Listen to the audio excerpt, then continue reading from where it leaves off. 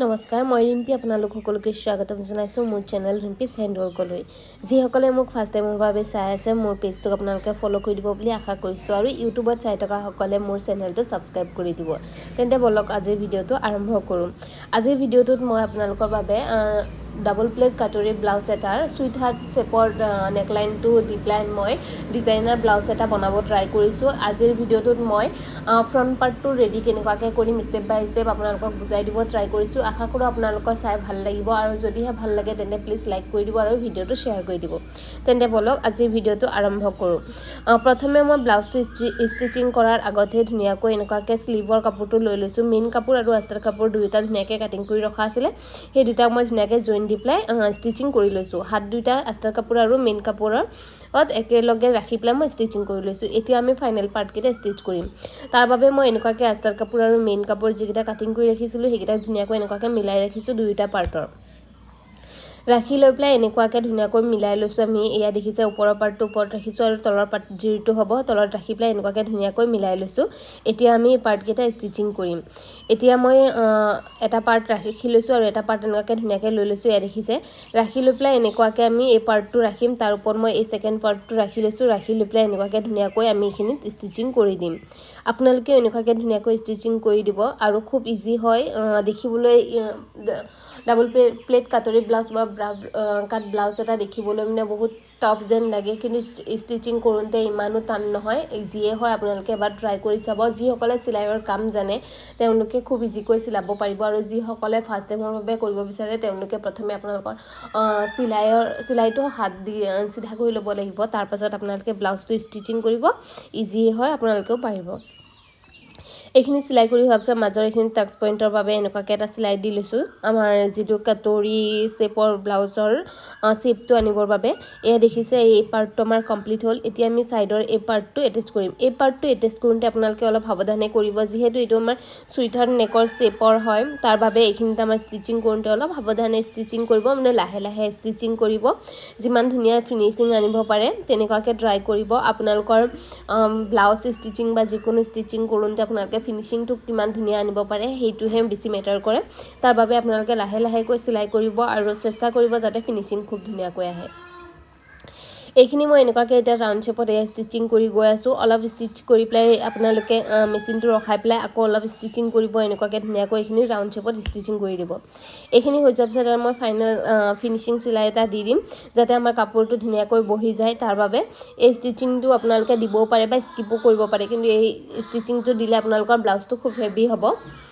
এইখিনি হৈ যোৱাৰ পাছত আমি এইখিনি ধুনীয়াকৈ মিলাই প্লাই আমাৰ যিটো সুইটাৰ নেকৰ শেপ আছে সেই শেপটো আমি ধুনীয়াকৈ মিলাই লৈছো এতিয়া আমি তলৰ যিটো বেল্টৰ পাৰ্ট হ'ব সেই পাৰ্টটো এটাচ কৰিম তাৰ বাবে এনেকুৱাকৈ আমি তলত কাটিং কৰি ৰখা বেল্টৰ পাৰ্টটো লৈ লৈছো আৰু আস্তাৰ কাপোৰটো লৈ প্লাই ধুনীয়াকৈ এইখিনি মিলাই লৈছো মিলাই লৈ প্লাই ইয়াক আমি ইয়াৰ ওপৰত উলুটাকৈ ৰাখি ল'ম ৰাখি লৈ প্লাই ষ্টিচ কৰি দিম এয়া দেখিছে এনেকুৱাকৈ এতিয়া মই এইখিনি ষ্টিচিং কৰি দিম আৰু যদি আপোনালোকে ইয়াৰ কাটিঙৰ ভিডিওটো চাব বিচাৰে তেন্তে মোৰ চেনেলত মই কাটিঙৰ ভিডিওটো দি ৰাখিছো আপোনালোকে গৈ প্লাই চাব পাৰে আৰু মই ব্লাউজৰ কেইটামান পেটাৰ্নৰ ডাইচ কাটিঙো ভিডিও দিছো আপোনালোকে সেই ভিডিওবোৰো চাব তাত কেনেকুৱাকৈ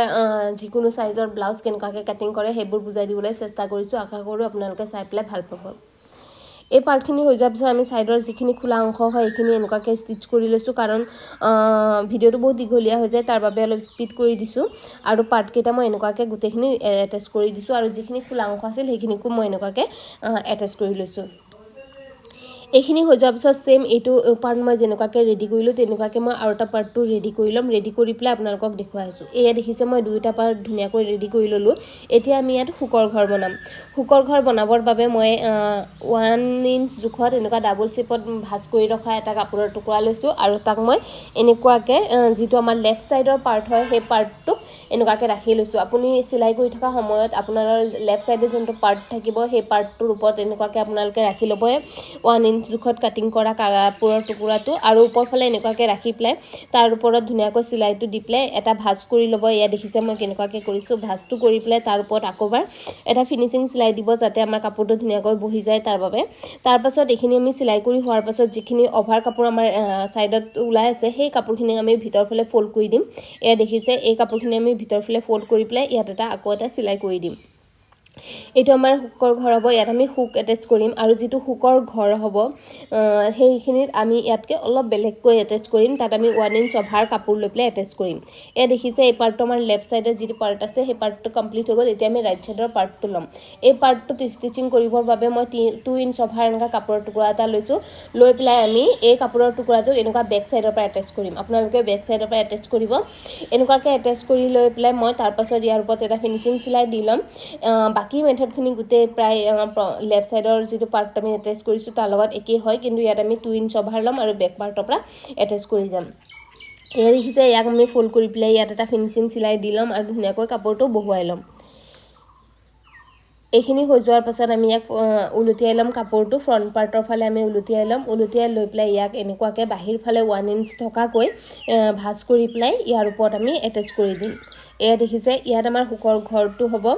আৰু এতিয়া আমাৰ ব্লাউজৰ ফ্ৰণ্ট পাৰ্টটো কমপ্লিট হৈ গ'ল এনেকুৱাকৈ আপোনালোকে ধুনীয়াকৈ এটা ব্লাউজৰ পেটাৰ্ণ ৰেডি কৰিব পাৰিব খুব কম সময়তে আৰু খুব ইজি হয় এবাৰ ট্ৰাই কৰি চাব আৰু যদি আপোনালোকে ইয়াৰ কাটিঙৰ ভিডিঅ' চাব বিচাৰে তেন্তে মোৰ চেনেলতে ইয়াৰ ভিডিঅ' দি ৰাখিছোঁ আপোনালোকে এবাৰ গৈ পেলাই চাব বুলি আশা কৰিছোঁ থেংক ইউ